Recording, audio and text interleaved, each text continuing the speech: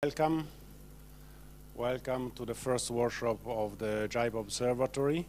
My name is David Osimo from Open Evidence. I'm part of the consortium running the project, and I will be chairing this discussion. I think you're all aware of the agenda, but just let me briefly go through it. We'll start from an intervention from the European Commission presenting the purpose of the project. We then have a presentation from Luis from GIPO about the actual how the platform is designed at this stage, and then we have three notable experts bringing their knowledge about three issues which are core to the development of GIPO, and this is gathering and managing social media data with Cornelius Puschmann from Zeppelin University, text analytics and semantic metadata extraction, Toby Crayston from TextRazors, and before that, synergies between GIPO and other global similar initiatives from Stefan Verhus, who leads one of these initiatives from the GovLab.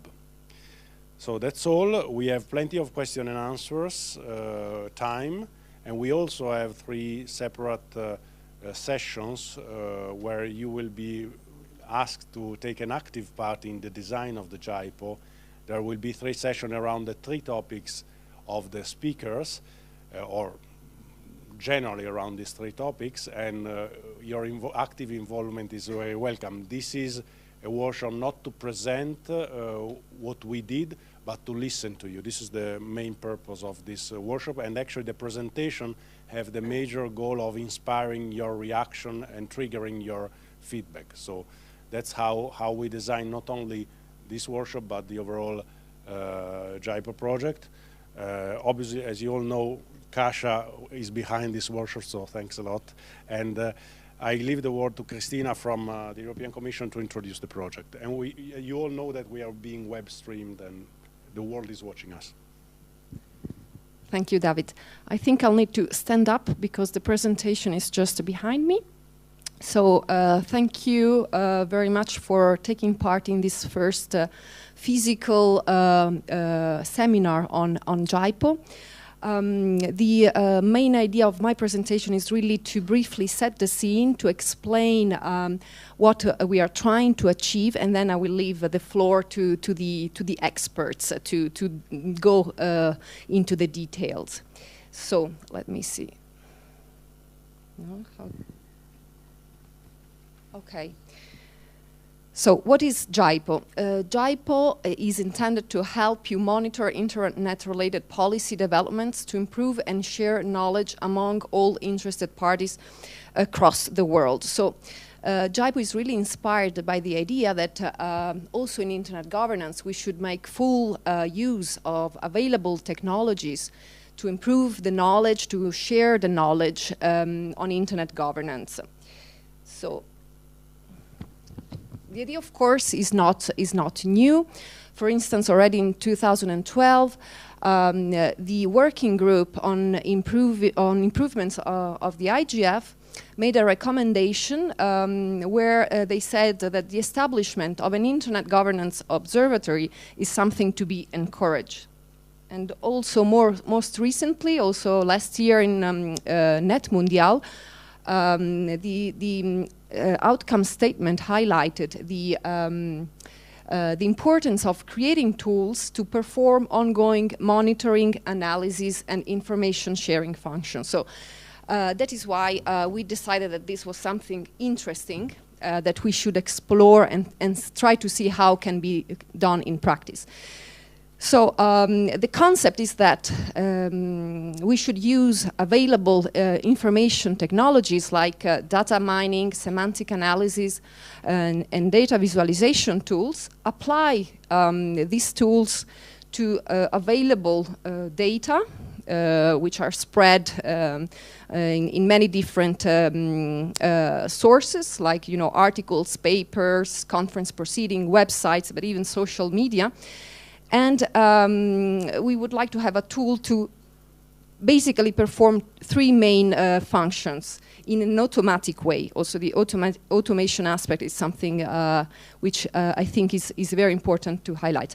And these functions would be to collect, analyze, and visualize the information and provide, easy tools to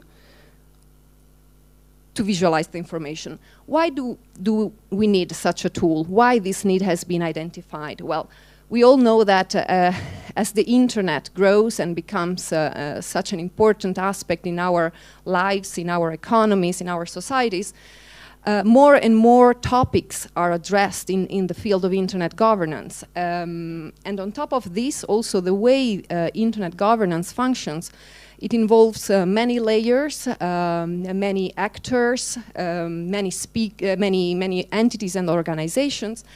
And sometimes we have sort of duplication of conversations at different levels, with different angles, by different actors.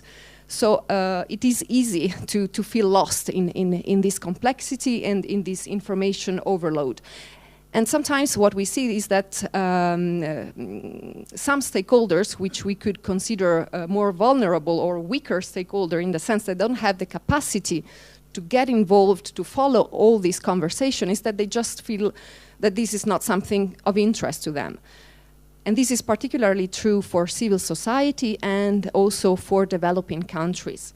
So the idea is really to give a tool which could help them navigate and find their way in this wealth of information, and also be able to actively participate and get involved in processes where decisions are effectively taken that will have an impact on them as well. So what's behind this? The idea is that with this tool, we would contribute to create capacity.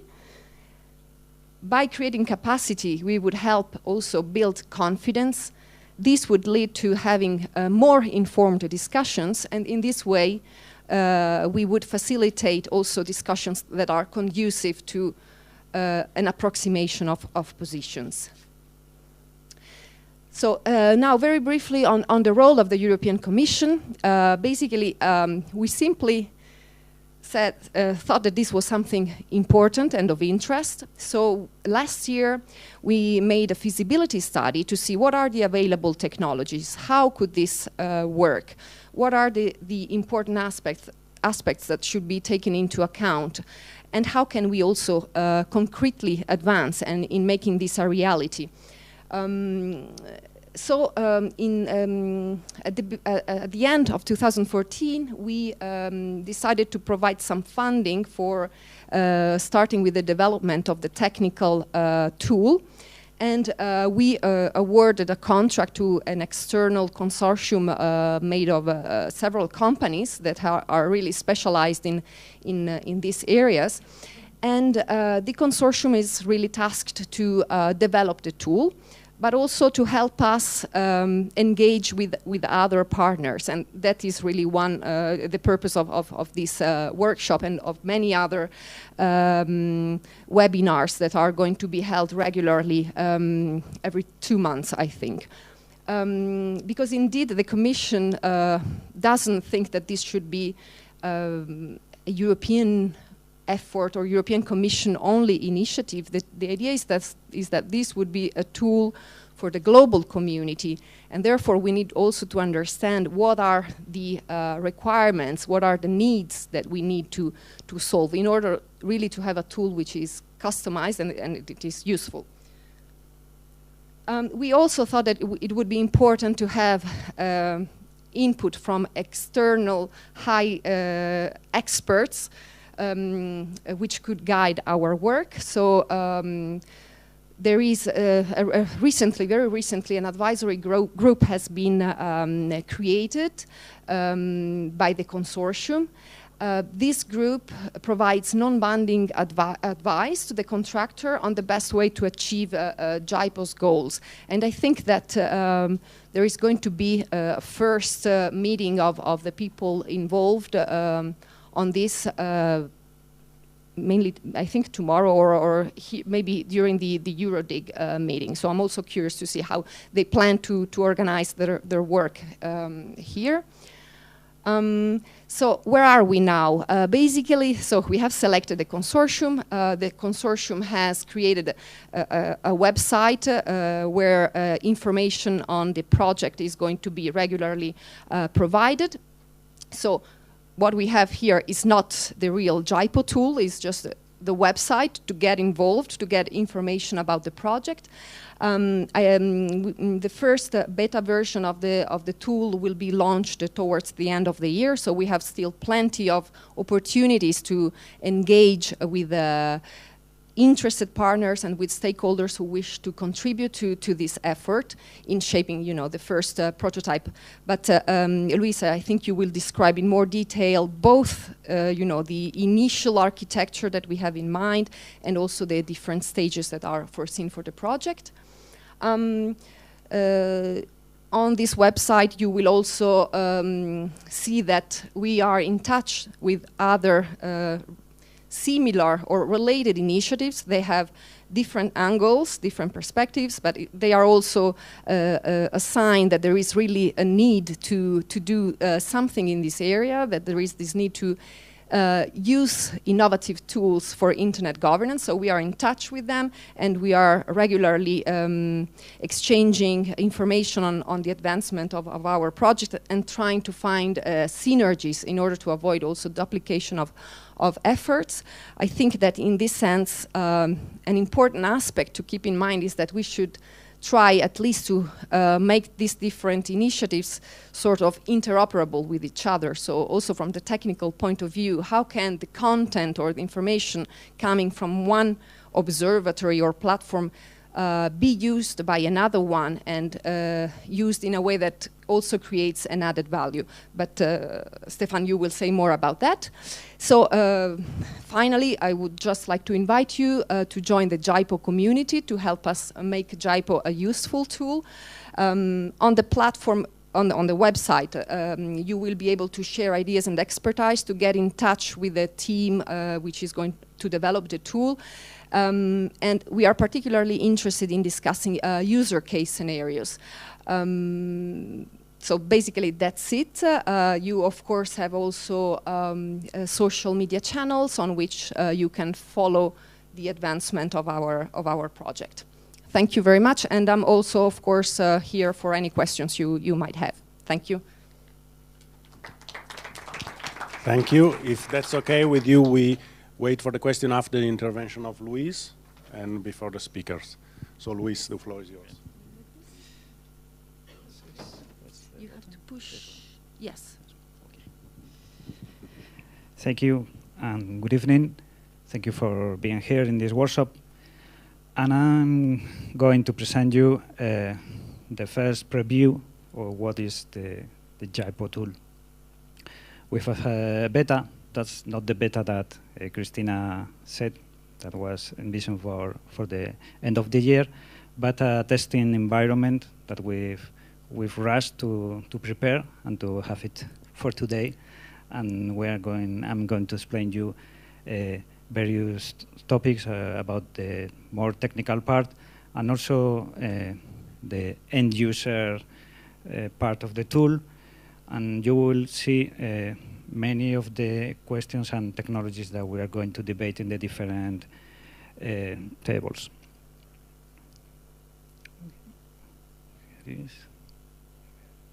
Here we are. I don't know if you see it from the back. Okay.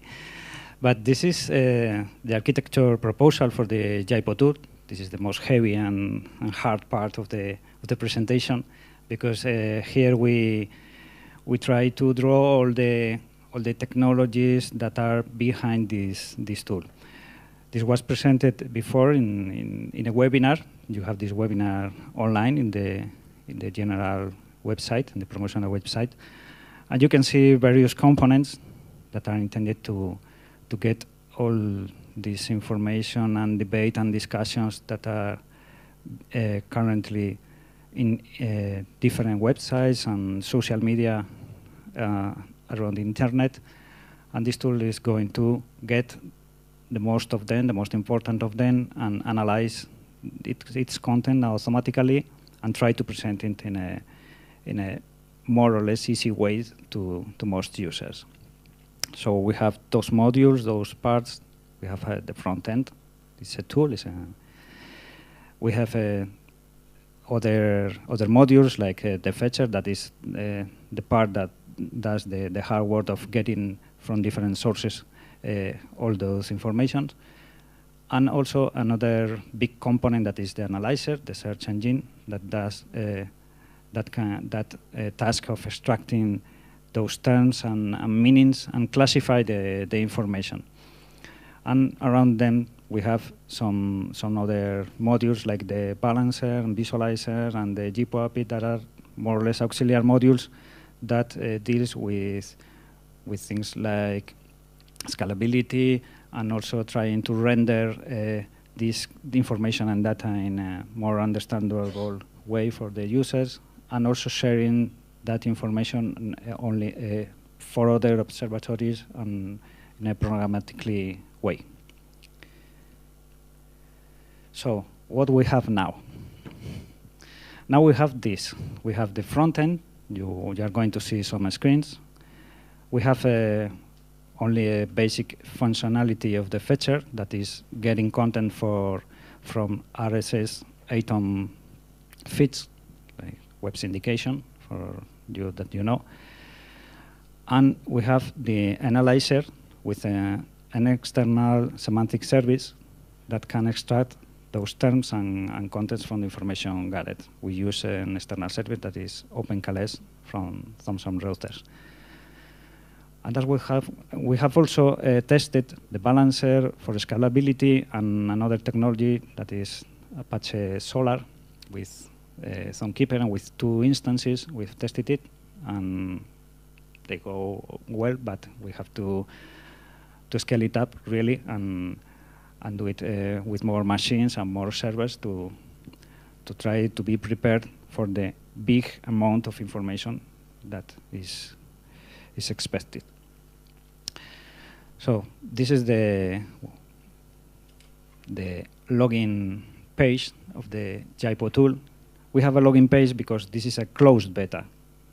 This is only a test environment, so only a few people by now have access to it. The future GIPO platform will not have a login. You can enter as an anonymous user and you can interact with the GIPO tool, unless you want to have your own dashboard or your own data visualizations, and you want to retrieve them and save them. If you want to save them, we have to ask you for at least one information, some information, but it's only optional. Okay, so we have the front end, and what we have in the front end. Okay, we have the usual. We can search, view, comment, and share items previously retrieved by the tool. We have the start point of a dashboard that is currently a list of the latest and popular items. It's more or less like most usual in another websites and other tools. You can also view the information, the sources, where the original sources, and also the most important part is that you can see the reasoning, the filtering, the algorithms that is behind the tool, because you can see how it works, why the tool gets some content and not others, and things like that. There's also some parts like adding new sources and maintaining that filtering algorithms that are also prepared. But in this case, only GIPO authorized users can alter them. Regular users can suggest changes, can comment, can debate about it, but there has to be some sort of admin of the system that has to validate those proposed changes and finally changes. But it's also done in a transparent way, and users will be informed.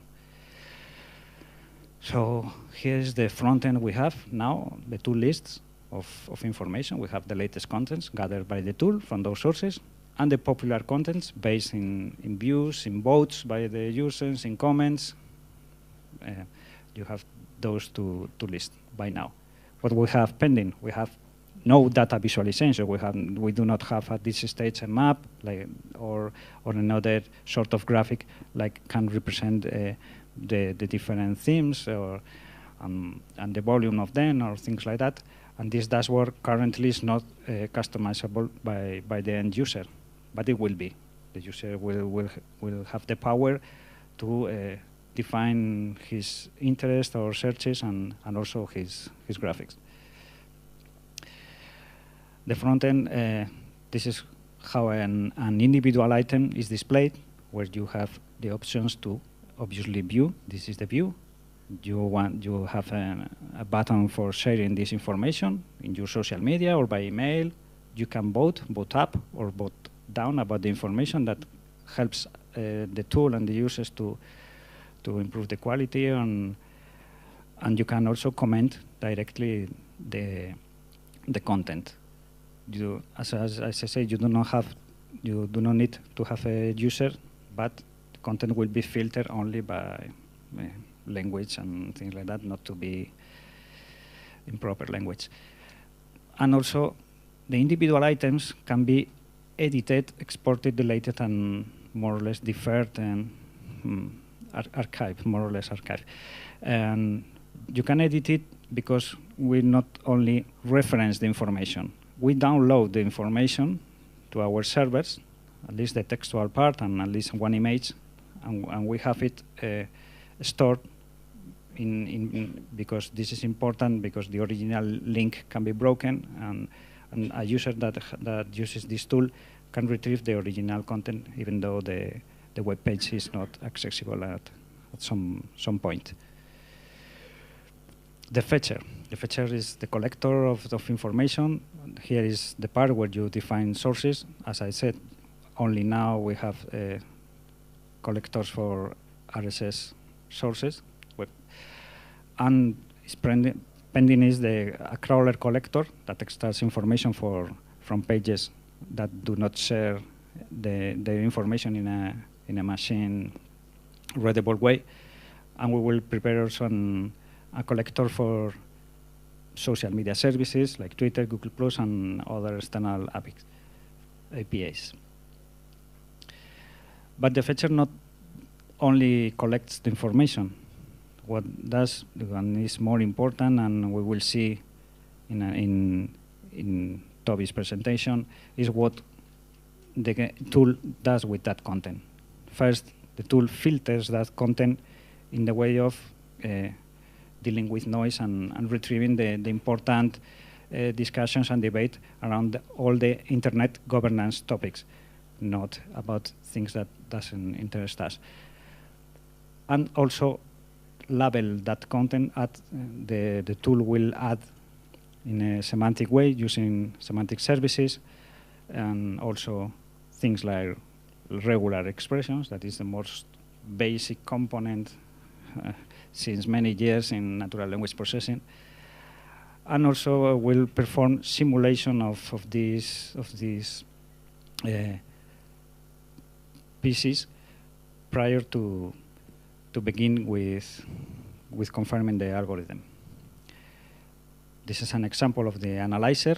We can detect people, companies, places, things from the information. That's what you can see. We only use this, OpenCalais, and we are pending to use Alchemy API, TextRazor, maybe, or any other semantic service that we can add to the tool.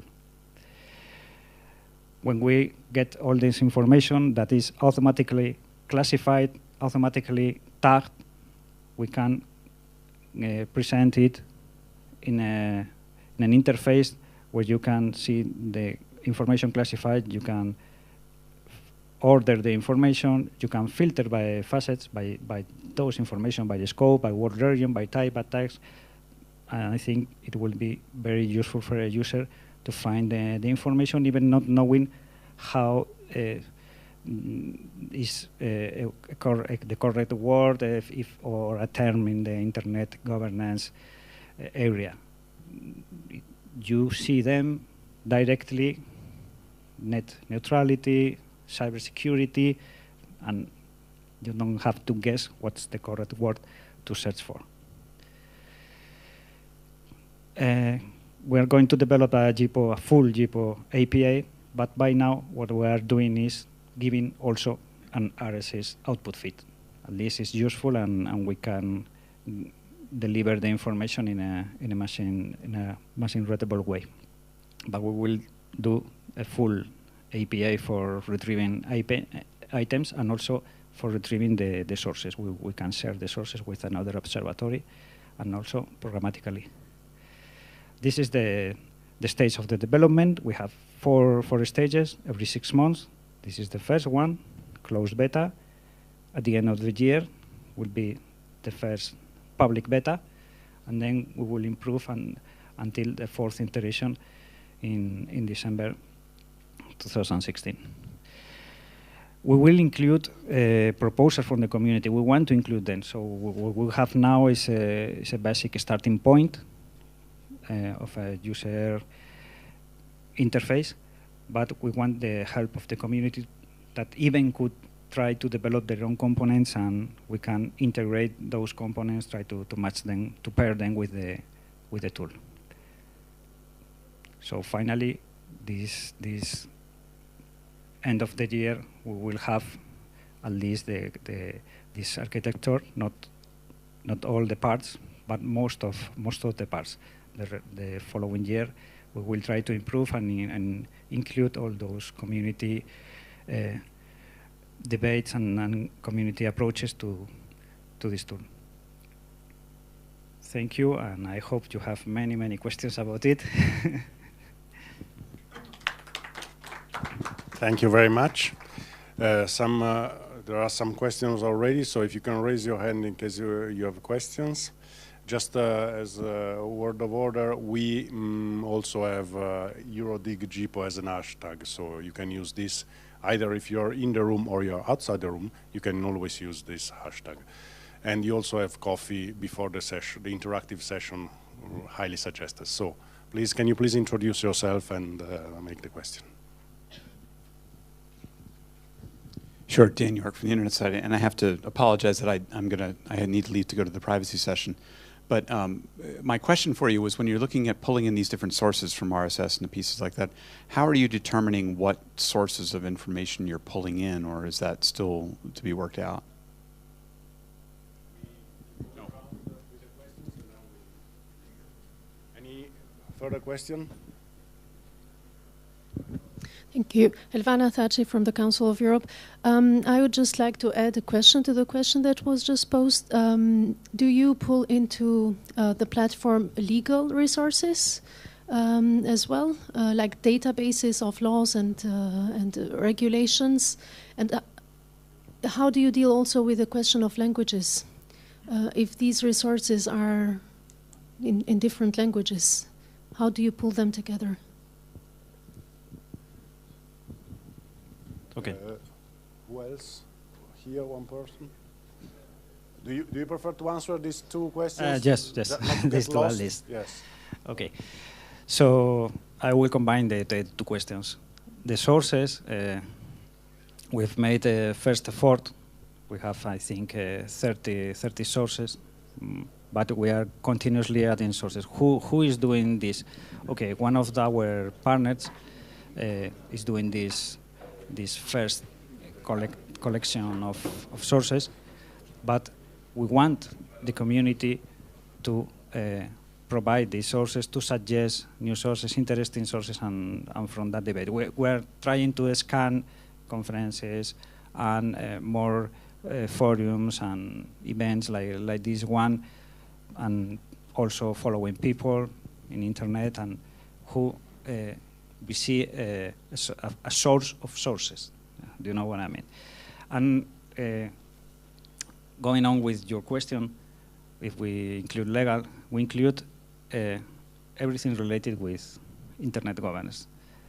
And this is a very huge amount of topics, and we are trying to do it. We have legal, not only sources, but also documents. In one part of the tool, we have a component that will scan those documents and try to extract content from them. And we deal with social issues.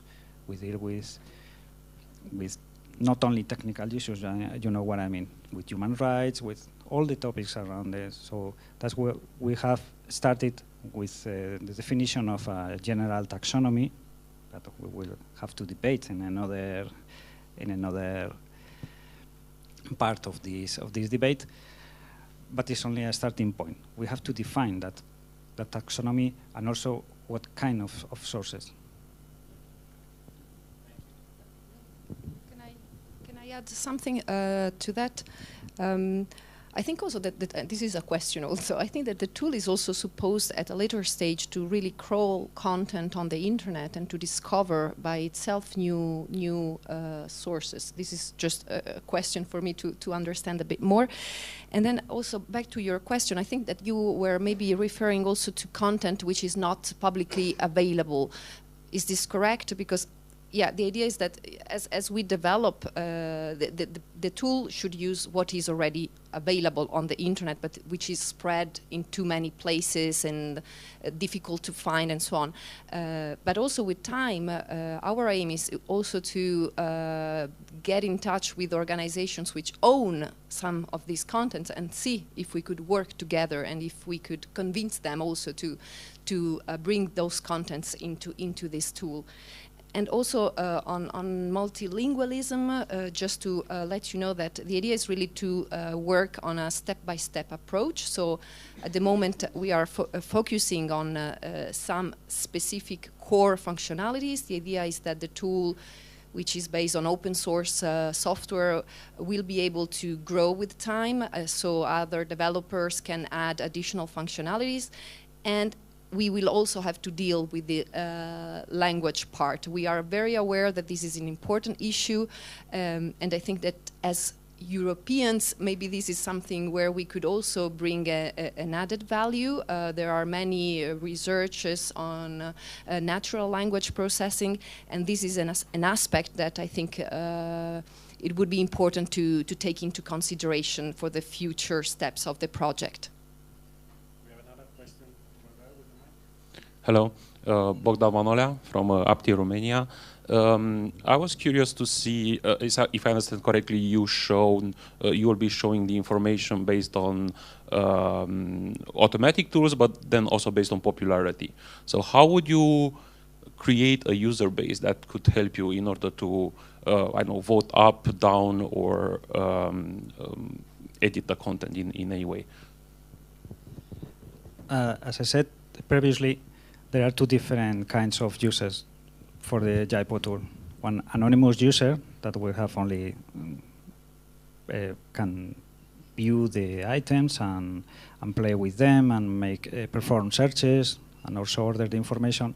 And there are another kind of users that want to be more involved or want to collaborate, and that we will have to register those users. We have no other way to follow what he or she is doing unless registering. But it's optional. You don't have to do that. So you can have an anonymous commentary, but if you can also vote and perform several functionalities more deeper or more involved if you are an anonymous user or if you are a registered user.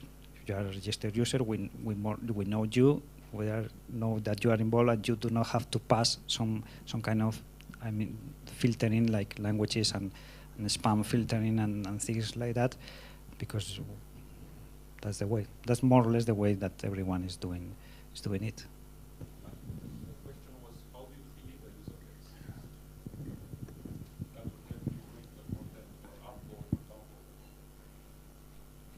But I don't know the meaning of the question. You can enter the tool, so you can vote.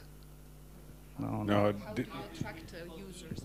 So how do we attract users? Well, of course, the success of the tool depends on users finding the tool and finding it useful, and that's why we also have this. We are carrying out this outreach effort so that different players can reach out to their communities. And again, I think that it would be very important to reach out to civil society and to developing countries and to alert them that that there will be this tool, that they can already be involved in the creation of the tool. This is a sort of crowdsourced effort, but then they are, you know, in our minds, they are the final user. So on that we rely on the network effect, and the whole idea, the whole success of GIPO will depend on the users. So for that we also count on you to spread the word and to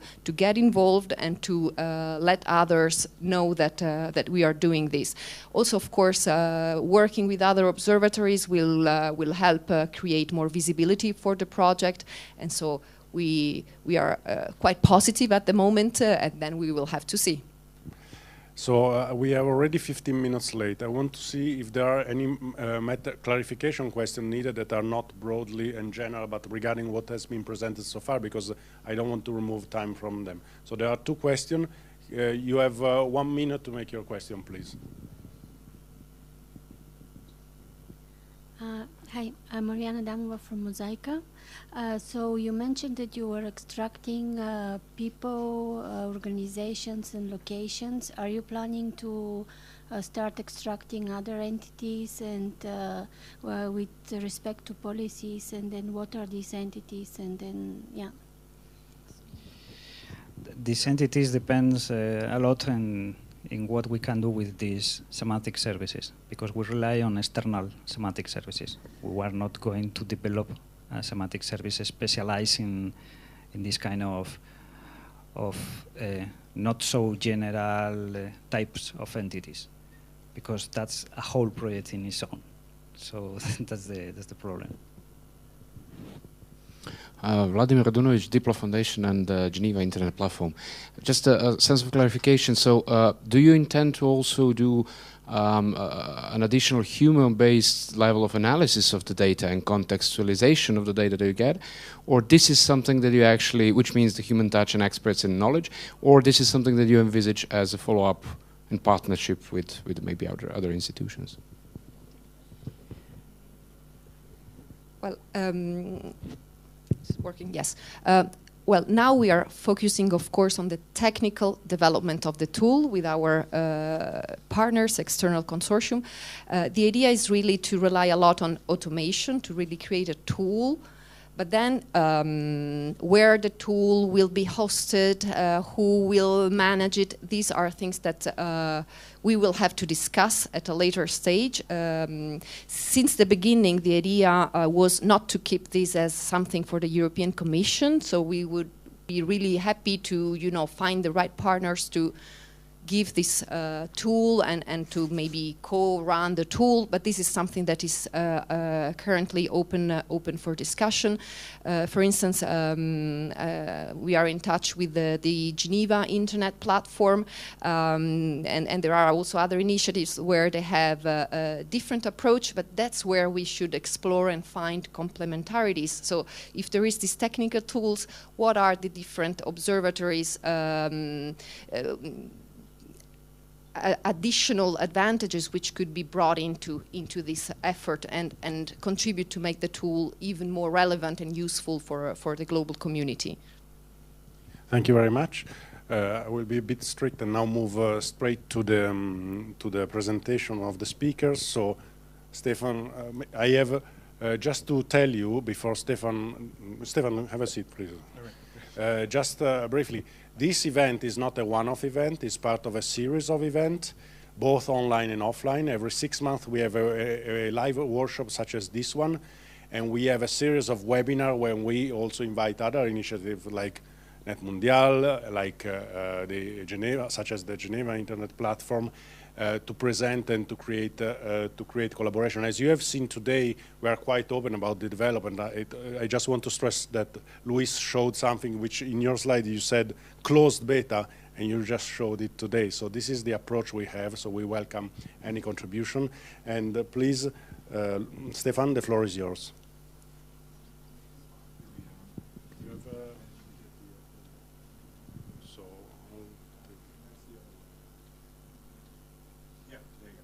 Great, thank you, and thanks so much for having me at the GIPO event. Meaning we've been.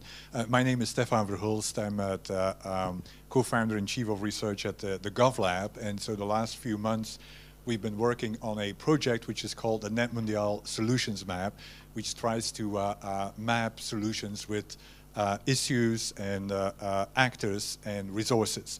And since the early beginning, we've been reaching out to the Commission before the consortium was selected, and we've been delighted to learn from the Commission and to seek ways to collaborate. And so I'm delighted to be here and to be invited and showcase also the open-mindedness of the GIPO people with regard to building the tool, which is not often found in technical development environments. And so what was I asked to do was to reflect on other mapping efforts, and then especially looking at what are the needs with regard to collaborating, and the needs with regard to where can we actually find ways to be complementary, and where can we find ways to strengthen each other's efforts, given the fact that, as Christina indicated in the beginning, that there is a huge need out there. There's, on the one hand, an information deficit. On the other hand, there's an information overload, because much of the information that is available is not presented in a structured or in a contextualized and curated manner. So let me look at what we found in our own efforts, because our own efforts were also based upon A, user research, and B, trying to understand what is already available and how can we be complementary. And so the goal of my presentation is to compare briefly, or at least list, I don't have time to go into much detail, the existing mapping efforts, and to also explore ways to establish synergies. As I said, what we've done in our effort to build the Net Mundial solutions map was to actually to reach out to the different mappers, including GIPO, but also the Diplo Foundation and the Geneva Internet Initiative and other mappers. And we presented all those in a blog, which is available.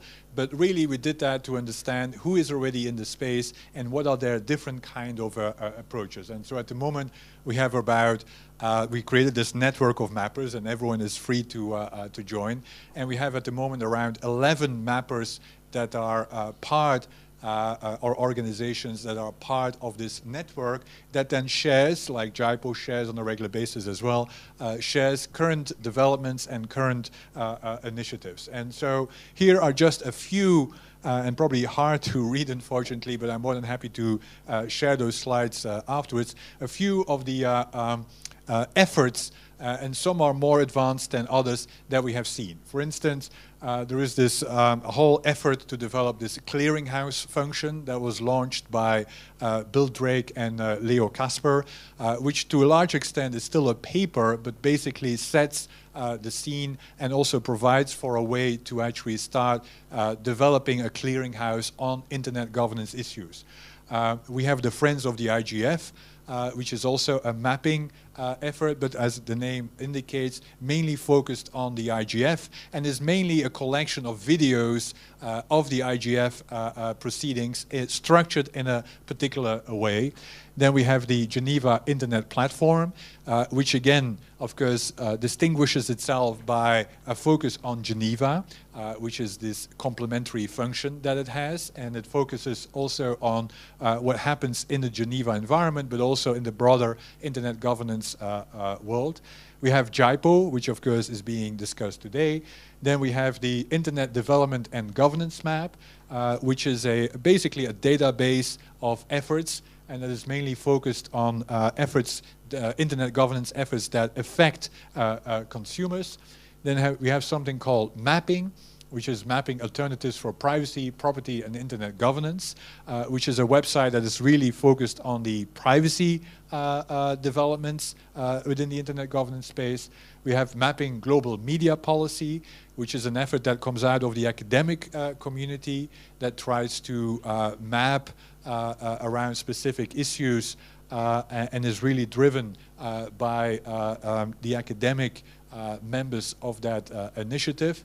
And then, of course, we have also something called NetGovMap, which was developed by a few individuals. And here, it's mainly trying to map institutions that are involved with the mapping, involved with internet governance. We have, of course, the Net Mondial Solutions Map, which I won't go further into detail. We have the UNESCO study that also tries to map, again, a set of principles and actors. And then we have the CSTD, which is in itself a mapping effort of the issues and the kinds of ways to categorize the issues. And so all those are part of the network of mappers. And as you can see, all those enter this task or quest to address the deficit that Christina indicated at the beginning in one way or another. Some are interactive. I would say there are not that many interactive kind of efforts out there. Some are more around news items, some are more around principles, some are more around actors, and so they all have a specific strength that they and approach that they bring to the table. On top of the mappers, we also have a set of observatories, which are somewhat different than the observatory as GIPO approaches. For instance, we have the Global Cybersecurity Capacity Center, which is based in Oxford, which really focuses then on cybersecurity developments in a particular way. We have something called Internet Gov, which is tried to provide news items for the multi-stakeholder collaboration. We have something which is, of course, present here, Internet Jurisdiction Project, which is again trying to reflect on developments as it relates to their effort. We have the Internet Monitor Project. We have the Internet Policy Observatory, which comes out of the University of Pennsylvania. And then we have the network of centers, which is again coming out of academia.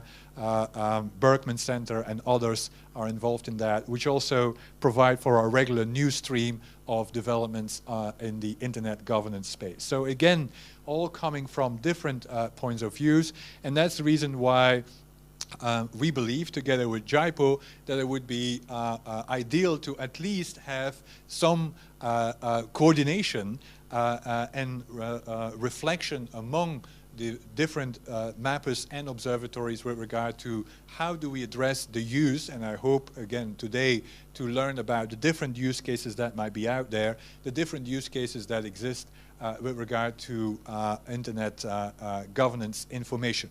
Some observations, now I'm getting into the observatory mode here, some observations with regard to what we've learned. One is that there's a wide diversity of approaches. As I already said, everyone approaches it from a different angle. All approaches have been initiated very recently. So this is a very recent quest, which in itself is positive, which means that there are no long-standing established tools out there that, that cannot be changed or be engaged with. So these are all very recent, and they're all under development to a large extent. Several projects seek to share different content types. As we've seen, GIPO is really also focused on news items and recent developments. Others are more then focused on actually primary sources. Others are more focused on actors in itself and mapping actors. Most projects tap into the collective intelligence of the internet governance community. Most projects have some kind of a crowdsourcing effort or some call upon the internet governance. There is, if you look at all those efforts, there's high transaction and human capital cost in actually building the map. Having spoken with all the mappers that were identified, everyone indicates that it actually takes a while to get going. And it's important to then also start learning about how do we leverage on the investment that has been made. And the user base, which was a question that was posed here when we asked the various mappers, user base is quite often opaque and may overlap to a large extent, meaning some mappers do have a hard time actually understanding who they really want to address, and that's not unique to this environment, and I think that's something that might be important to address, and I think this effort might be interesting to start addressing that. What are possible ways for synergies? So many projects could benefit from exploring synergies, and the synergies could be focused on, first of all, developing common taxonomies and ways to describe the content. And I think that's really an area where I believe a lot of progress can be made. If we could agree on how we describe and categorize the information, then actually there will be a level of interoperability that might be there. Having said that, and we will hear from semantic analysis and other ways of actually identifying content, there are other ways that doesn't require a agreed upon taxonomy to, of course, start tagging information, but at least having an understanding, and I think that would be a big progress across the internet governance community. A way to actually describe the universe might be an important way. And I go through, and then wait, Kasia, wait a second. The other way is exchanging and producing content, which we discussed already. That might be a way to actually strengthen the different efforts. That can be done both physically and in an automated way. Identifying experts and identifying actors that should be engaged might be another way of synergy, so that and that was one of the efforts to actually build this network of mappers so that we have an expert base around mapping, where you could actually broaden that as well. Synergies with regard to knowledge management architectures would also be valuable, so that we understand how we actually can share and also manage the information, and then ultimately analyze, because there is a difference here. One of the questions was with regard to, well, who is analyzing all the thing. I think there's a difference between, on the one hand, providing the content, and on the other hand, analyzing the content. And I think most of those efforts seek at the moment, and some go a step further, but most try to provide, and then of course there needs to be a whole ecosystem around it to also start analyzing the information. There you go, analyzing the data available. And then, of course, resource pooling might also be a way to actually think in terms of synergies, so that there is, anyway, investment that can benefit all the efforts involved.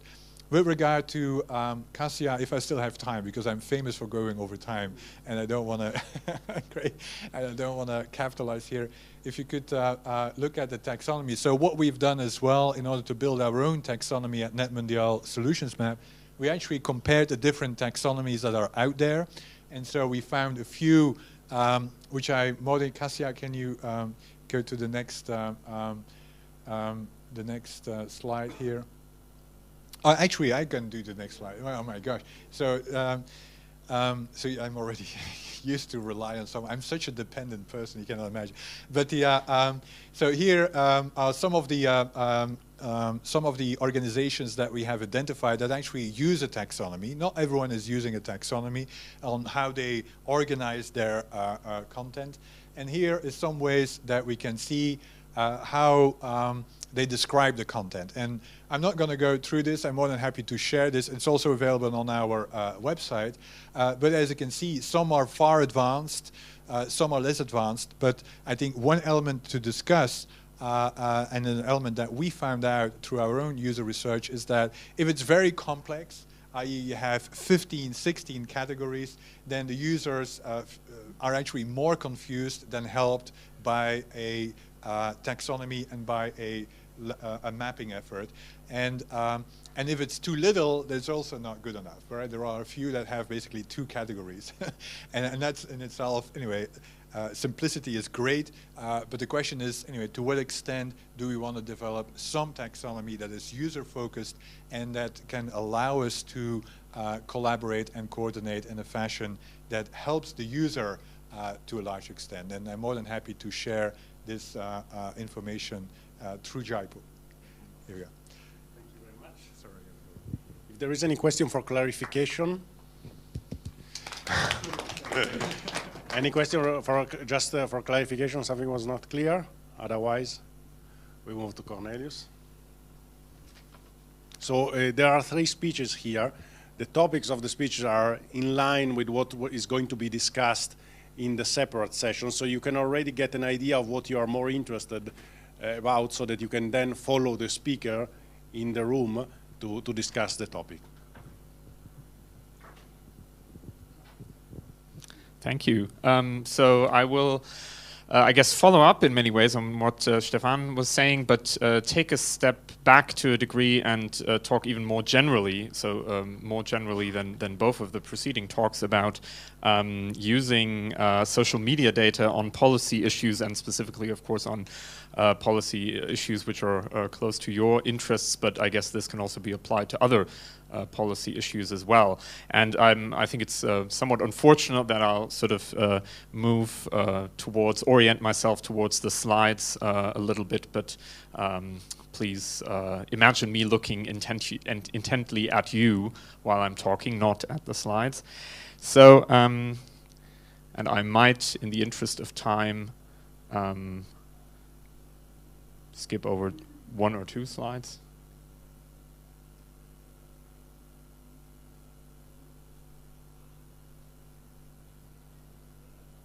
Okay, so a question at the beginning: why use social media data for policy analysis? I should say that my background is in analyzing social media. I'm an academic in communication science, and so my contact with internet policy issues has been relatively sporadic to date. But I've looked at and worked with social media data, specifically blogs and Twitter, for several years now, and there's a growing interest in using social media data to find out more about what people are interested in, what people are talking about.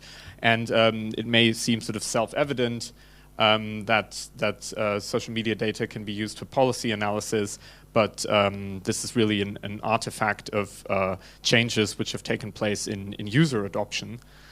Am I pressing the wrong button, or the right one? Was it the right one or the left one, or which one? That one, okay. Well, maybe it works from now on. Okay, so I have a few very brief statistics on social media adoption. Now about 40% of the internet using population are using social media services on some kind of device. This is for the European Union and beyond. It's close to global, not exactly global. And again, this is for internet users, not for all the world's population. Going in a bit more and looking at things on a bit more of a granular scale. Here's an overview of different types of media usage, generally media usage, television, broadcast media, etc. And obviously the internet statistics you'll be familiar with, but the social media statistics are statistics that have been growing very quickly. Obviously internet usage also has been growing very quickly in the last decade or so. But in many areas, even where internet adoption is already very entrenched and very strong due to strong mobile adoption, social media has also been picking up. So this is really something to look at, because this is an artifact of, say, a period of between 5 and 10 years. Of course, for social media, internet adoption patterns have been sort of more long-term in especially Western countries, but globally speaking as well. So you see there's an increase of use of online social networks, and this is a bunch of different platforms. I'll go into a bit more detail.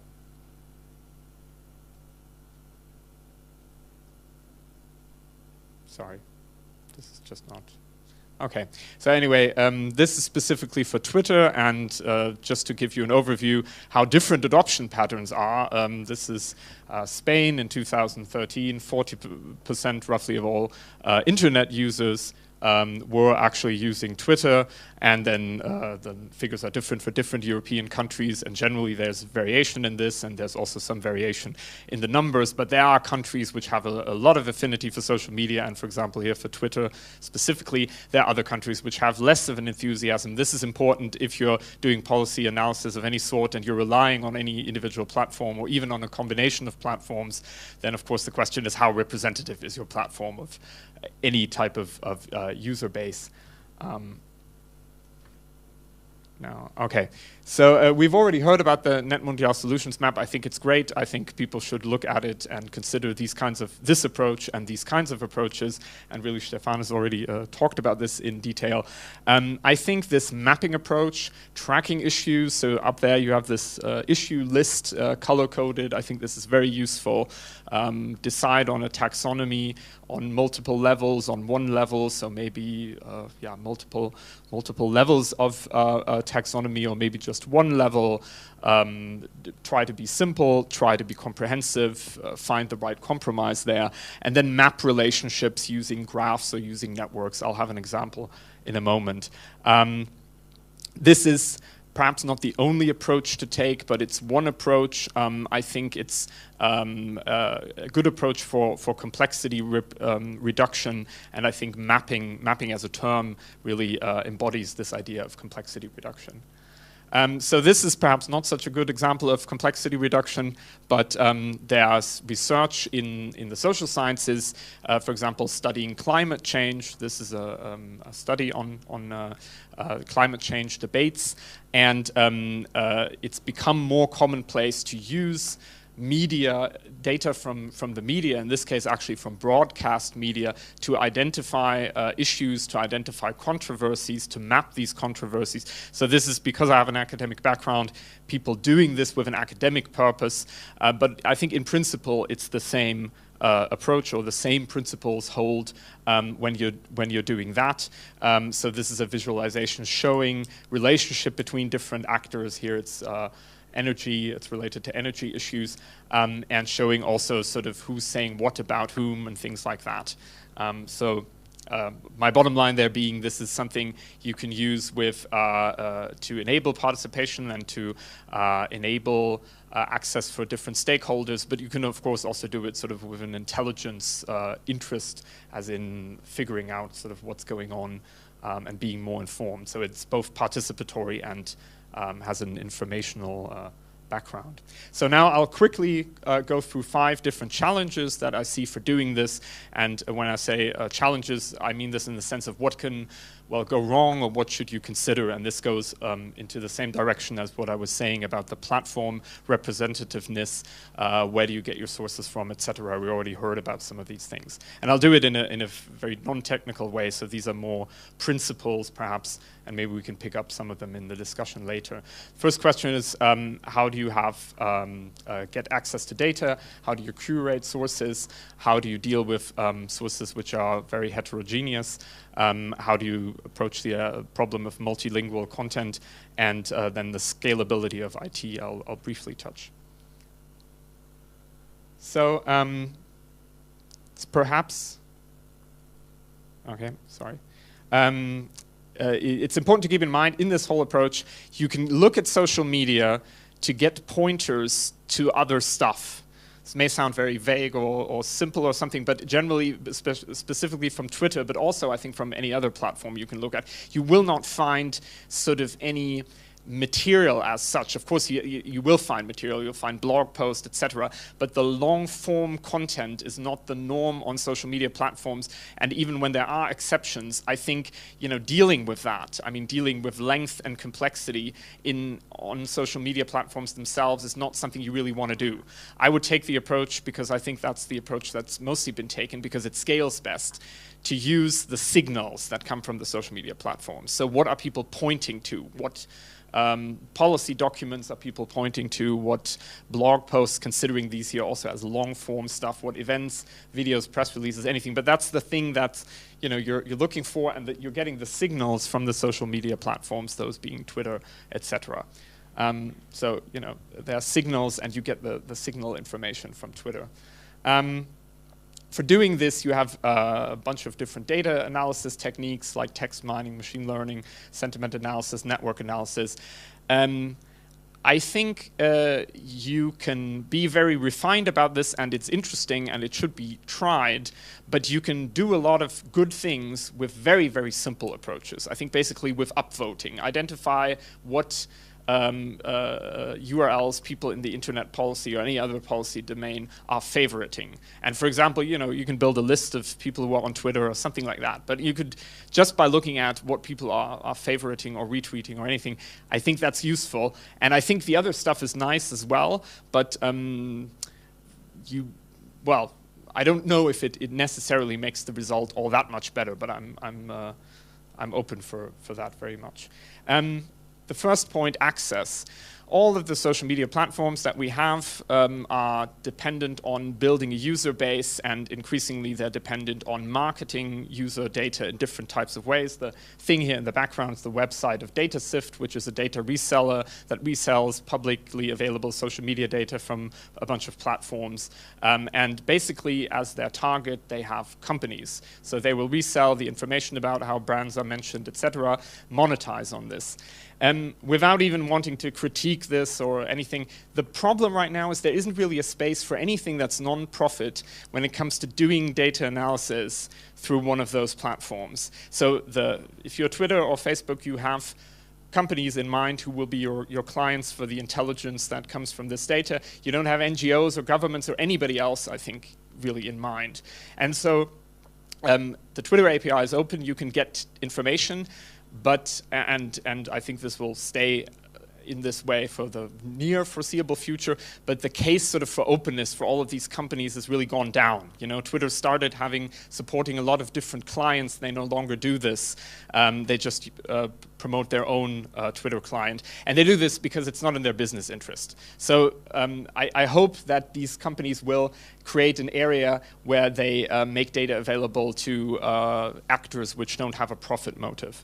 And I can talk about why I think this might even happen at some point. But anyway, so restricted, the access is restricted. This is something to watch. Analytics is increasingly an important part of the business model. This is somewhat problematic because if you're trying to find out about policy issues, don't count on this data being free. That's number one. Number two, curation. This is an example of that colleagues in Australia built who are in media research and really wanted to find out about sort of media usage patterns in Australia. They looked at how individual newspapers and other mass media outlets are being referenced in Twitter, and they built this called AT-NIX, the Australian Twitter Index, where these actors are represented. What I really mean is what already was touched upon. How do you select the sources? Basically, you can go entirely through hashtags or keywords or some sort of search-based approach, or you can go through actors that you identify and say, we're just going to follow everything that they talk about. I don't know, I wouldn't favor one approach over the other. Maybe a combination is good, but this is something to really watch. And I think both approaches have strong advantages. I wouldn't, for example, vote for search in any scenario, just because it can be very vital to follow a group of people who maybe diverge in the topics they discuss. And maybe that's still a useful thing then, to not be bound just to specific keywords, which you are if you're going through hashtags or through keywords. The heterogeneity is another issue. This is a network visualization, actually not a very good one because it's very hard to read, from colleagues from the Pew Internet and American Life project, who looked at different types of discussion groups on Twitter and hashtag communities on Twitter, and identified sort of polarization and different forms of information sharing.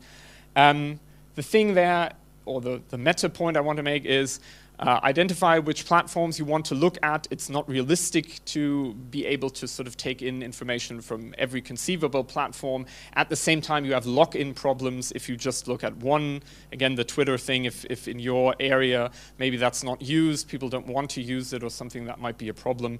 I think most discussion about internet policy issues probably takes place in a limited number of spaces, not everywhere, so maybe you don't need to be that comprehensive. I would select with care rather than saying collect it all. And with care, I mean, anybody can join in. I don't think there's any case for not letting anybody in, but at the same time, sort of collecting a lot of stuff then confronts you with the problem of figuring out what is relevant even more strongly than if you collect from people who sort of want to join in. Finally, multilingualism has already been addressed. I just want to point out social media is extremely diversified globally, and the social media that's being used in many Western countries, especially in Europe and the US, which have very strongly overlapping social media ecologies, are very different from the social media ecologies that you find, for example, in China or in Russia or in many other places. Language has proven to be the most effective barrier in information sharing, I think one can really say. The idea is that blocking, for example, is less of a problem for information diffusion than languages. So that's something to keep in mind. And this is in the background the website of QQ, which is the biggest Chinese messaging service with a very, very large triple million number of users. Three-digit, several hundred, high hundred millions or maybe billion, close to a billion number of users. So given the European and global context of internet governance, considering many languages is probably a good idea. Otherwise, on the other hand, it may be that because the technical issues are so specialized that many debates take place in English. Translation is certainly a big challenge. Maybe sort of seek consensus on what languages are used, or somehow, established a rapport with the users rather than trying to translate everything. Finally, scalability. I think we have more technically versed people here, so I'll make that very short.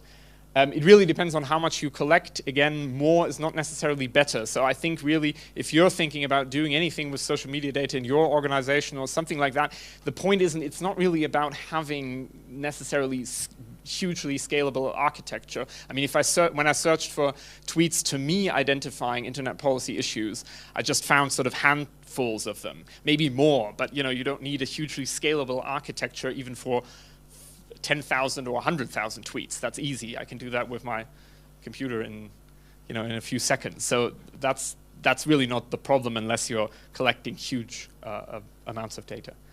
Okay, I'll wrap up with some thoughts that we can then later discuss, I hope. It's important to consider different audiences for these platforms. I know you want to be open and inclusive, but I think, of course, a platform that serves one audience very well might not serve another that well, and maybe that choice has to be made. So what to collect and even what taxonomy to use, I think, is a bit dependent on the audience. Combine crowdsourcing and semantic techniques. Don't just do it in an automated way, but take the users into account. And look at other initiatives, basically, and learn from them. And I think there's a space in which all of these different tools and initiatives can really coexist and contribute very valuable things on these issues. So thank you very much. I hope I haven't gone too much over time. And I look forward to the discussion. Thanks a lot. We'll leave the discussion in the separate groups. Now we go for the last speech. Before we do the last speech by Toby Cranston, I ask you for a bit of movement in order to wake up a bit. Not only you can get the coffee, but I ask each table to get one sheet of paper. So it's like this. It works like this. And put it on the table.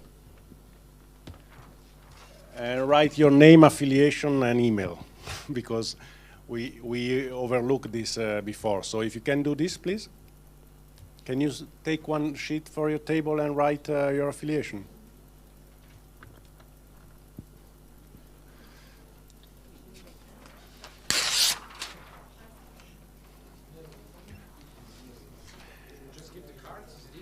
That's even better. Leave the cards on the table and we'll get it. Thank you very much. Yes, please. Or you can leave a card. That's fine. If you want to leave a card, just leave a card. Just make sure that it's visible on the table, and don't steal the cards of other people. Okay. After this funny break, we go back to business. with the last presentation. And in the meantime, please think already about the group you want to join for the short brainstorming session. It will be a bit shorter than 30 minutes because of time limitations. Yeah. Okay. Toby? Are we ready? Okay.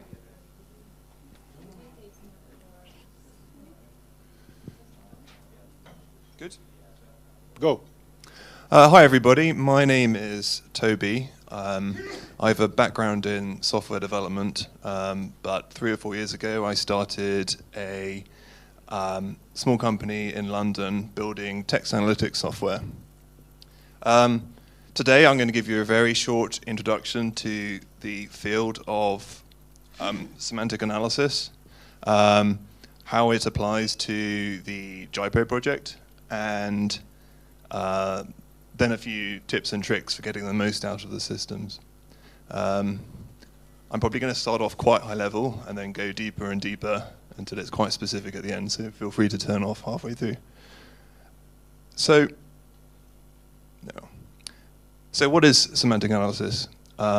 Well, natural language, human language, is a wonderful thing. There's infinite ways of saying the same thing across many, many different languages. This poses a problem to computer systems that like talking in ones and zeros.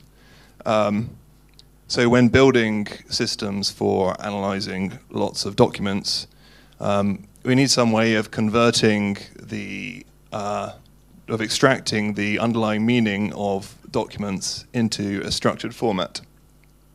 Once we've done that, we can use this to normalize metadata across large document collections and use that to help uncover hidden relationships that simple approaches wouldn't necessarily pull out.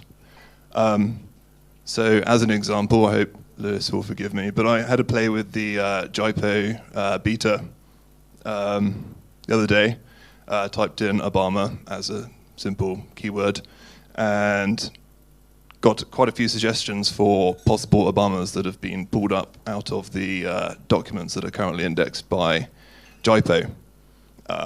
Only some of them are about the president, some of them are about Michelle Obama, some of them are about the Obama administration. And if we could have some way of disambiguating those at the source, we can kind of improve the UI a little bit and make it a more cleaner user interface for the end user. So the field of natural language processing is a huge one, but today I'm mostly focusing on entity recognition and classification. So a named entity is a specific thing found in the text. So it might be a company, a person, a place, whereas a category is more of a high-level conceptual topic found in the text. So as an example, this is a news story I found last week. It's mentioning a bunch of people, so Alan Davidson, a bunch of organizations, so Google and ICANN.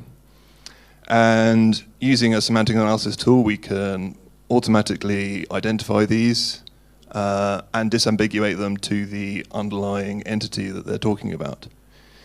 So here you can see we've spotted that ICANN is an organization, and we've pulled out its Wikipedia link, a Freebase ID, and using that information we could then go and pull out further interesting data from other open link data sources. We've also classified this document with a set of tags.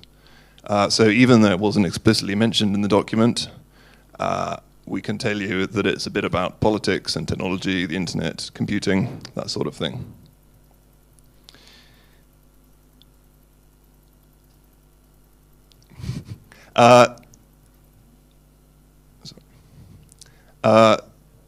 So this is a tricky problem because language is so ambiguous. We can't just use big dictionaries to map look up words and map them to the entity they're talking about.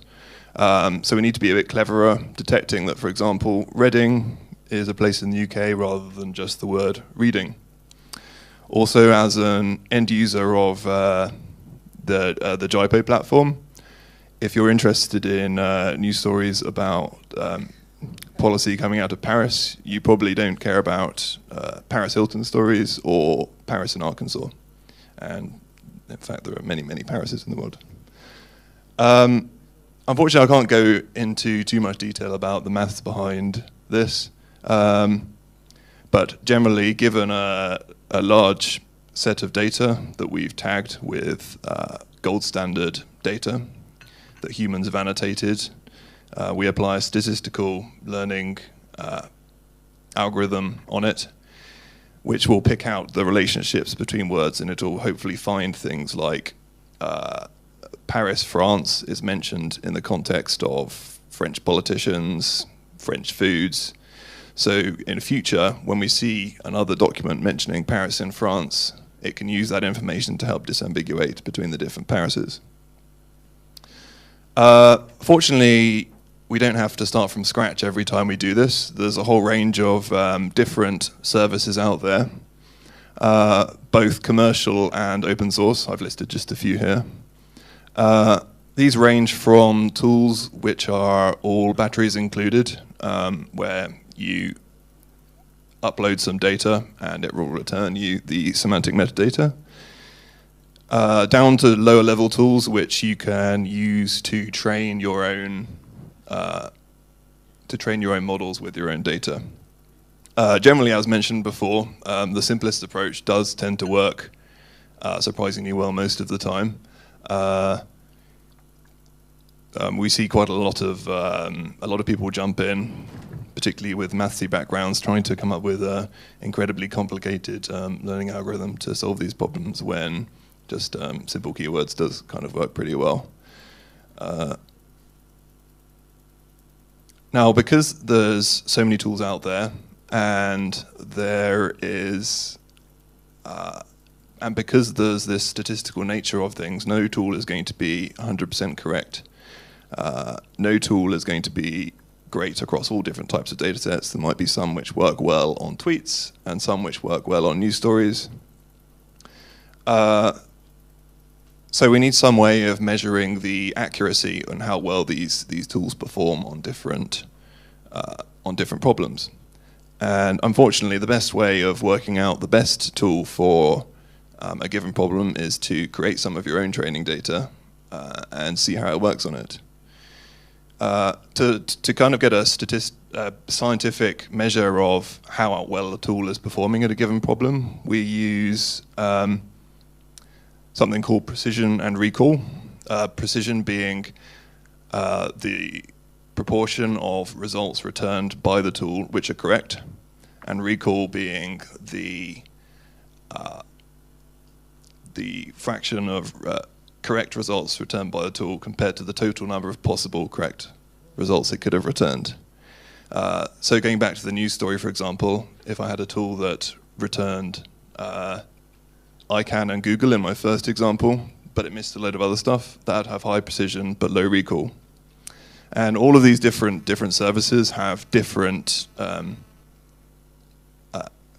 characteristics when it comes to the precision and recall curve. And depending on how much noise you want to have in the system and how important it is to not have any false positives, you'll need to make a decision about where you want to lie on this curve. All the tools I mentioned before have various parameters to help you tweak them. And it's very important to play around with those a bit, even if it's just setting a baseline at which to throw out confidence scores, which the tool is not particularly confident at certain results. Generally, any tool which can train on your own data will perform a lot better than something that's out of the box and doesn't know exactly what you're after. So a few common problems that we see when building these kind of systems.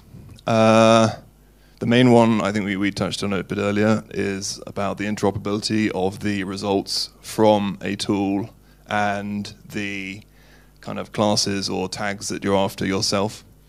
So if the service doesn't provide a way of customizing it to your own data, you'll need to find some way of mapping the results from the service to the actual results you care about. Because language is so ambiguous, there are many examples of sentences which there are plenty of perfectly valid results, but for practical reasons, you arbitrarily have to make a decision as to which one you want to go for. So in this example, I've got a Newcastle United story, which is possibly a bit localized here. Newcastle United is a football team in England. We could tag that as a football team, or we could tag Newcastle as a place. Tyneside refers to the club Newcastle United, but we might also want that to be tagged with the place. So there's a whole range of long-tail problems that you'll see when trying out these services, and it's very important to be consistent in the way you are evaluating them to get a good understanding of their strengths and weaknesses. I'd say the biggest problem we see is with tokenization and sentence segmentation. So splitting sentences into tokens is an annoyingly difficult problem sometimes. You can't just split on the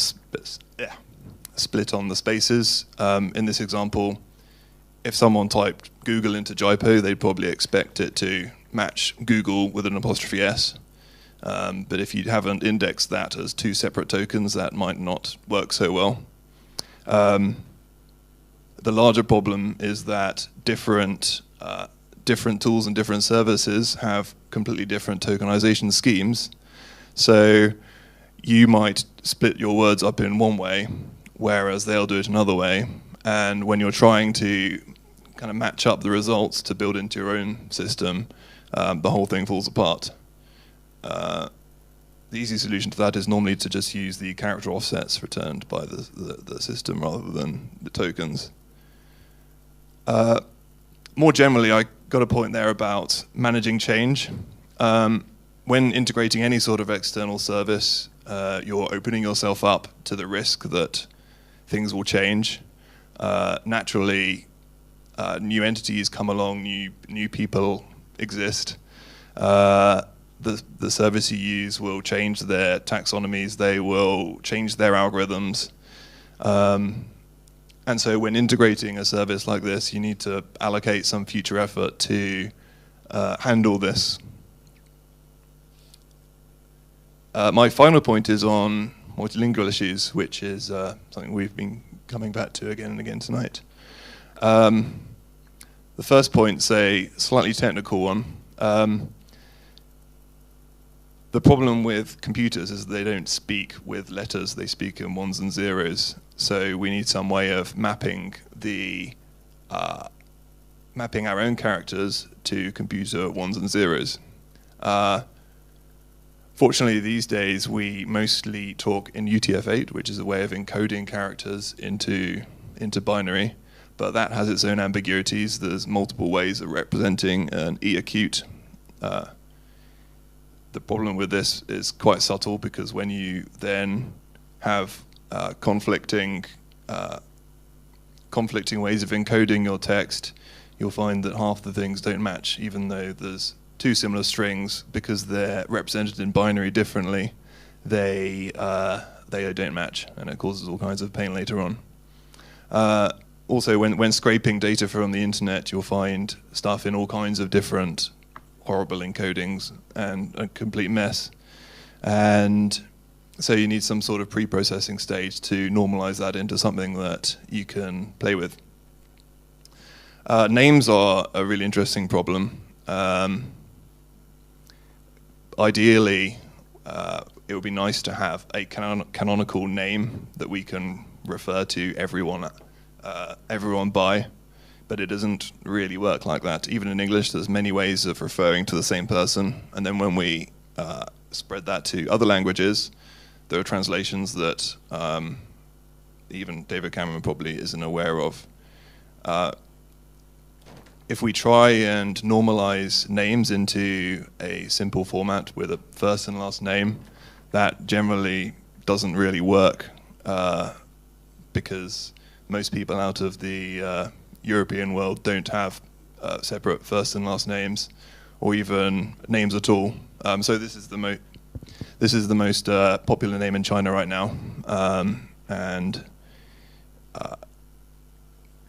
I wouldn't try and do anything too clever to try and normalize that. Accents are an interesting one when building information retrieval systems, because an O with an umlaut is quite hard to type on a keyboard. Frequently, it's kind of acceptable in German, for example, to write OE, but that doesn't necessarily make it a good idea to just replace all instances of an O with an umlaut into OE, because it can change the meaning of words, and I'm sure if you've got an O with an umlaut in your name, you're probably not going to be very happy if some tool is corrupting it every time you use it. Last but not least, it's very important to build different models for different languages. You can't rely on linguistic features from one language transferring to another one. So things we take for granted in English don't really work for other languages. A good example being capitalization. In English, we kind of take for granted that if you see a capital letter that's not at the start of a sentence, it probably means that it's the name of a person or a thing. This doesn't work in German because they capitalize all nouns all over the place. Splitting up sentences when it gets to even more difficult languages is tricky. In this bit of Arabic, there aren't any spaces, so we can't segment that in any easy way. That's a whole research problem on its own, quite an interesting one. Yeah, different languages have other linguistic properties which we need to be aware of when indexing them. German's famous for having crazy long words, which is good fun. So we need to decide whether we need to split them up into separate tokens or just keep them as one. This is always a classic example of the German long words is a classic example of difficult things in NLP systems. In practice, it seems most German people don't actually speak in really long, complicated compound words. And so in practice, it seems to be less of an issue. And I think that's it. I'll leave it there. And if you'd like to talk in anything in more detail, come speak to me on my table. Thanks a lot. Thank you. It's getting late, so some people have already left the room, but still, I think we have three very interesting topics, so I would like to ask the three speakers to go to different tables, because otherwise the whole system doesn't work. So, Stefan, if you go down there. Toby is, well, anyway. And if you go sit there. Probably to the last one so that you are close to a flip chart. Okay, so Stefan, summarize the topic of your table. How to ensure interoperability and coordination through common taxonomies. Okay, common taxonomies for internet governance is here. Cornelius, how to use social media. Can you give me the, so that I say it correctly? How to use social media data for informing policy debates. Cornelius. And here we have Toby, how to get the most from semantic analysis services. So distribute yourself among the tables, please.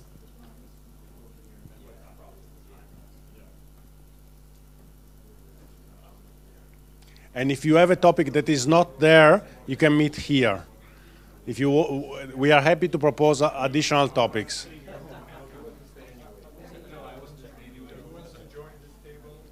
We have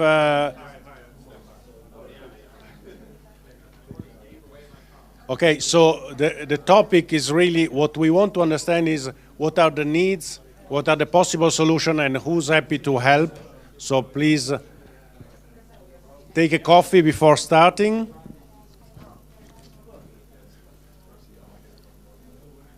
In the meantime, I collect the cards that were put on the table. No one's wrote the name. Can you give me your card? Thank you very much. This is our business card. Fantastic.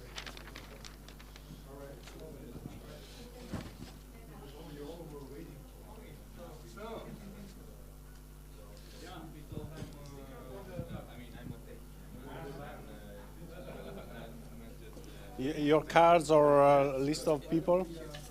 Thanks. You have cards of a list of people here? There was something? Just this, yeah, you can. Cards here.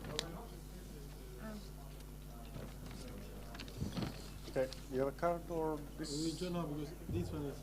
We join the table. I'm just waiting for. Fantastic, thanks.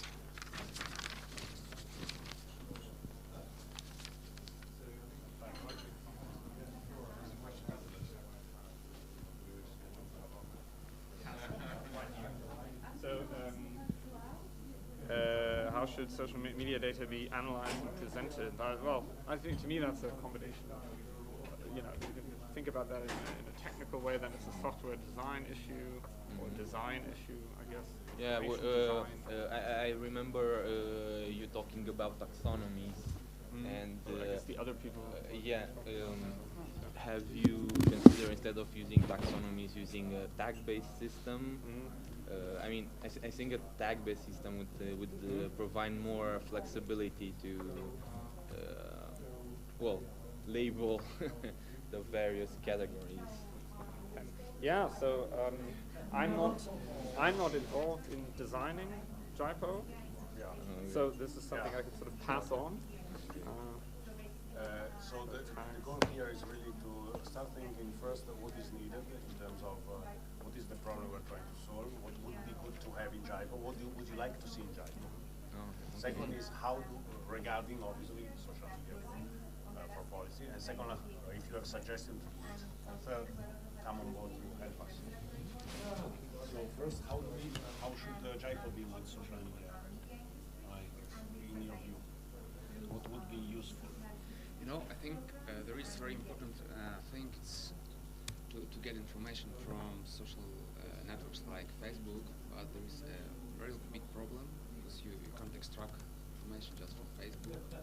You do not have, you know, Facebook just shut it down its API, and they, I think it's a month or 2 months ago, they started API 2.0. They don't have RSS for now for pages. So for me, I don't understand how we can get information from Facebook. We can get information from Twitter, but Facebook is larger as social media site. So I think that the real problem for GIPO is getting information from Facebook, because I think that you misses a very large portion of information for GIPO. So I mean, many people.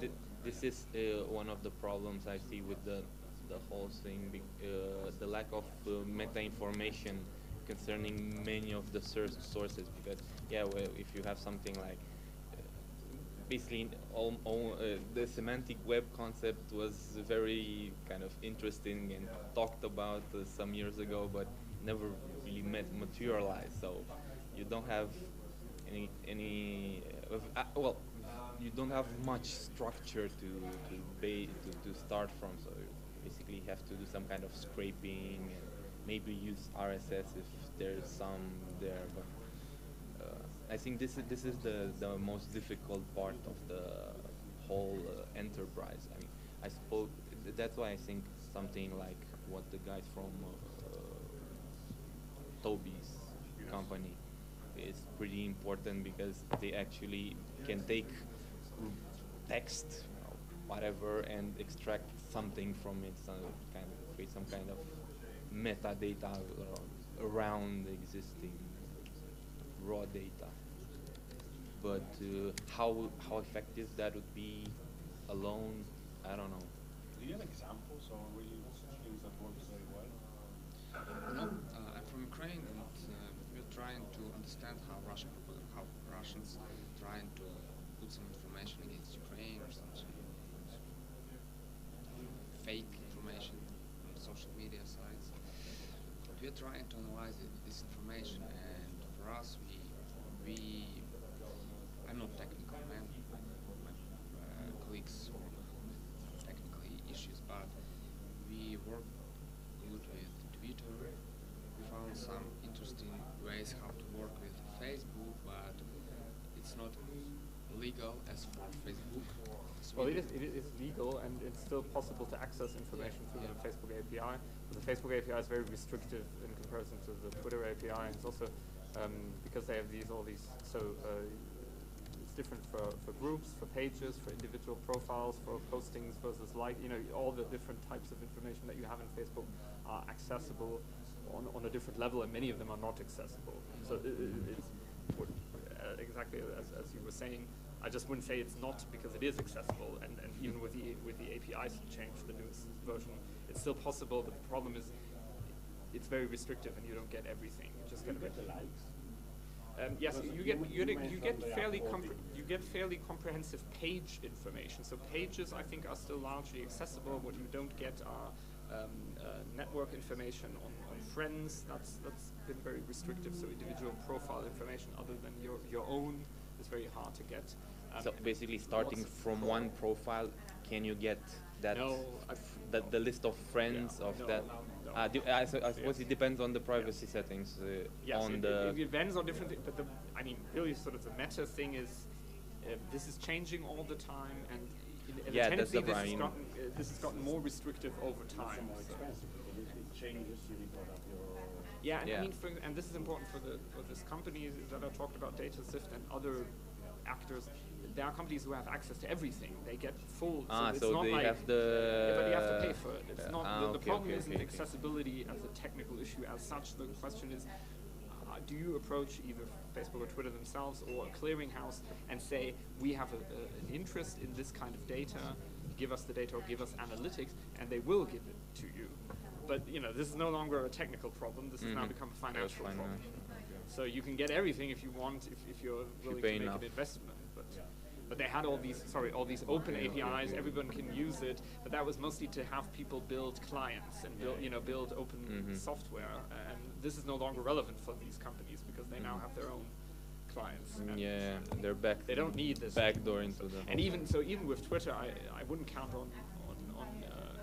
Even now. So you can get public information from Twitter, but for example, how much you can get is rate limited, basically. And only very few, so for example, Google has full access to all Twitter information as it's going through live. Wow. But they are. They started this.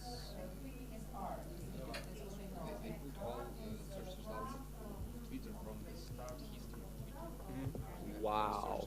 Yeah.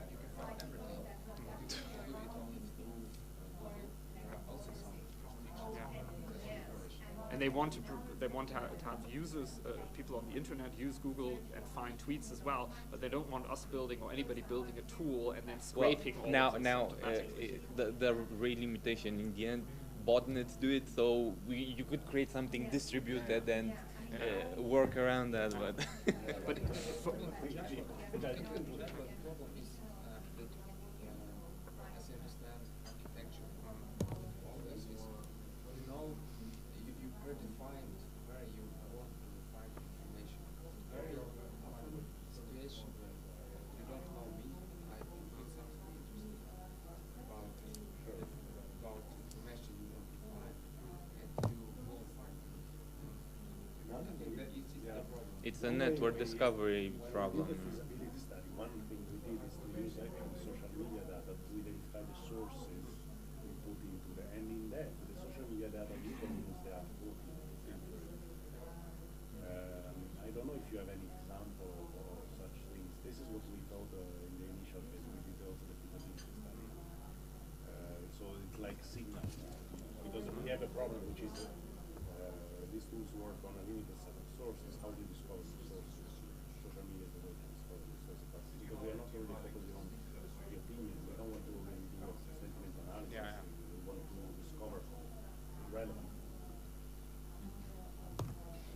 Much of what was talked about just now, which was very fundamental computational linguistics problems, which are very interesting, but which are, you know, if you solve or approach those, what's true for, you know, that would be true in any area. You know what I mean? That's not specific to policy analysis. That's doing anything with computational linguistics, and it supposes sort of getting a lot of stuff out of very well structured or long document. I mean, you can't use any of that on a tweet, really.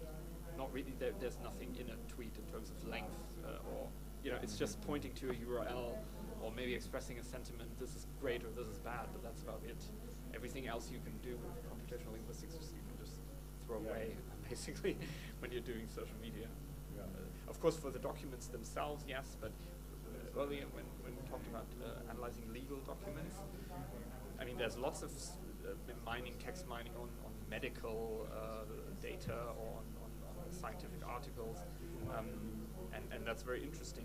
But it's very complex. I mean, different genres are very complex. Dealing with legal texts in French and dealing with policy documents in German and dealing with, you know what I mean? That's a really big problem. Whereas just using social media to find out where sources are, I think that's actually pretty cheap in a sense and pretty feasible. But you're very dependent on the platforms. I agree about Facebook, even though I don't really know. I mean, of course, the number of people on Facebook is much greater, but I don't really know if Twitter has such a weird user adoption situation, because people in media, people in politics, media, you know, people. I think those tend to be on Twitter. Twitter it's in my opinion, it's let's say less fun oriented, and it has a bit more business appeal, and it's more about communicating facts than communicating cats, essentially. Because that's good. Essentially, you don't have the space to be verbose, and you just put a link in there, some quote, some buzzword, something really, some hashtags, which it was very interesting that what you're saying about doing analysis based on hashtags, starting from there, see what happens. As opposed to, I mean, personally, I have both a Facebook and a Twitter account. I sometimes use the Twitter account, but I never use it.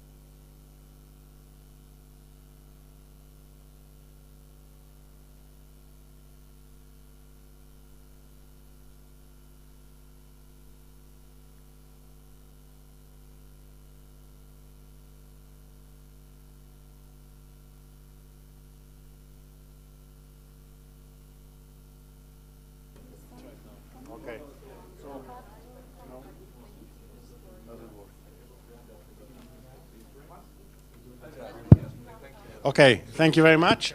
So we reverse the order of the presentation. Now, Toby, if you want to start, then Cornelius, then Stefan. What do we... You want to tell us a bit? Actually, yeah, or Toby or Luis, because Luis was supposed to follow the discussion as you prefer. Well, it's Okay, Luis. Okay, here in the semantics group, we talked again about multilingualism, and we came up with some other problems, like same letters meaning different in different kind of languages, like Cyrillic and the European languages, and we see that we have to cope with these things. Also, we debate about trying to add for social networks. We talked about semantic analysis, but I do not really know if this is the case at this stage of the GIPO tool. Also, we've come up with some lessons that we can learn from other kind of tools, like tools to deal with the spam, with email spammers and things like that, that they've been doing these efforts to detect and differentiate topics, and they have achieved good scores and targets in these areas, and we can learn from them. A common thing we've seen is that we will not have to rely only on automatic retrieval for information, but also the user feedback and the input is very important, especially to refine these algorithms that we use to detect and classify the information, because there are still some parts of the technology that a human does better than a machine. So we are committed with that, and as you see, both in app and comment and seeing the algorithms and seeing if giving the user the opportunity to say that they think that we missed something or that we detected something that should not have been detected is very important to the tool. I think it's more or less a summary.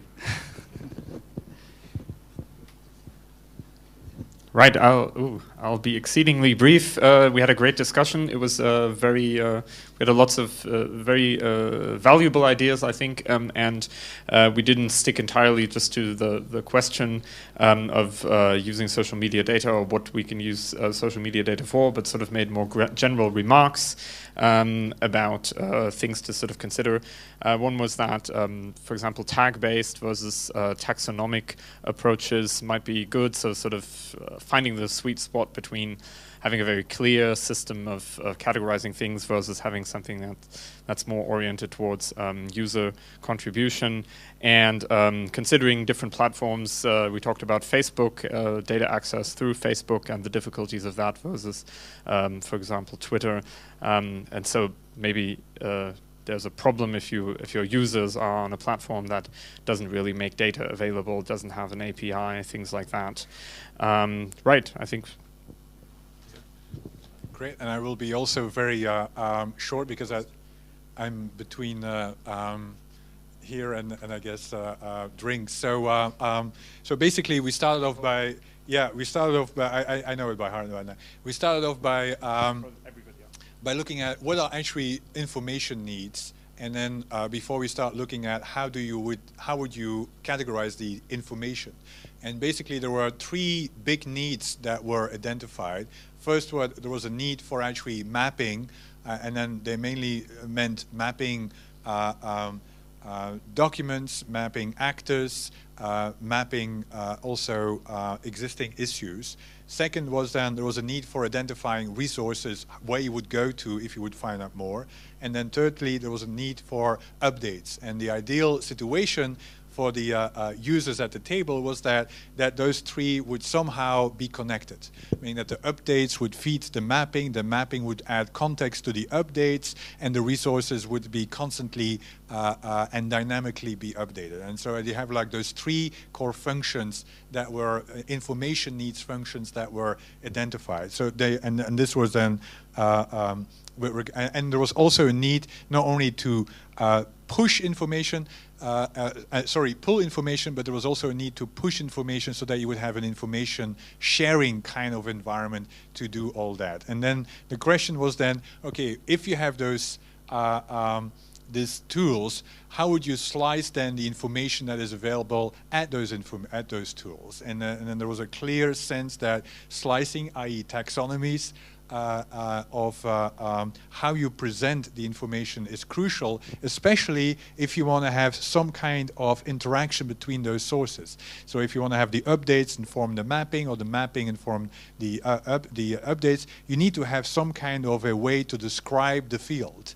And that's the reason why the top-level taxonomy is important. And there is also a need and then have some diversity to search beyond the taxonomy, which is why tagging is so important as well. And the question was then, so there is a need for clear taxonomies and clear tagging. And the question was then, does it help or hinder if you have taxonomies that differ across the different maps that are available, that are complementary? And there was a clear sense that actually there is actually a problem now, because you each time have to rephrase your question depending on where you go, because of the taxonomy that might be different. And so there was a clear mandate there to actually start both at the taxonomy and the tagging. There was a need to start coming up with some kind of interoperable common ways to describe the universe of internet governance. And then, of course, David gave us 3 minutes to identify how. And then the how was basically we have to really, among first experts and then test with users, come up with some kind of common taxonomies through brainstorming sessions, ideally perhaps connected at GIPO outreach or connected with other events in the internet governance space, where you would actually start that process, ideally with all the mappers involved, in order to come up with like a meta level that then would be tested with users. So that was the 15-minute outcome that we managed to break down. But I think it was a lot of it was validation of what was discussed, and then some interesting. And the key element is that the taxonomy should be dynamic and flexible to a large extent. All right. Now everyone is ready to... Thank you very much to all. I mean, a few people are still here, and that's normal. We are very late during the day, so let me first thank Kasia for all the work that she did. Thank you, Kasia. And thank you to you all for making this a success. For us, it has been extremely useful, so we come back with a lot of rich information to process and to practically use in the development of the platform. We will follow. We will get back to you in the future for the next webinar and the next events that we are planning. Okay, just one organizational issue. So everybody that is ready for dinner. Dinner is at 7 o'clock. The buses are leaving at 7 o'clock, and next buses are leaving at 8 o'clock. So in 1 hour, yeah. So 3 minutes. Exactly.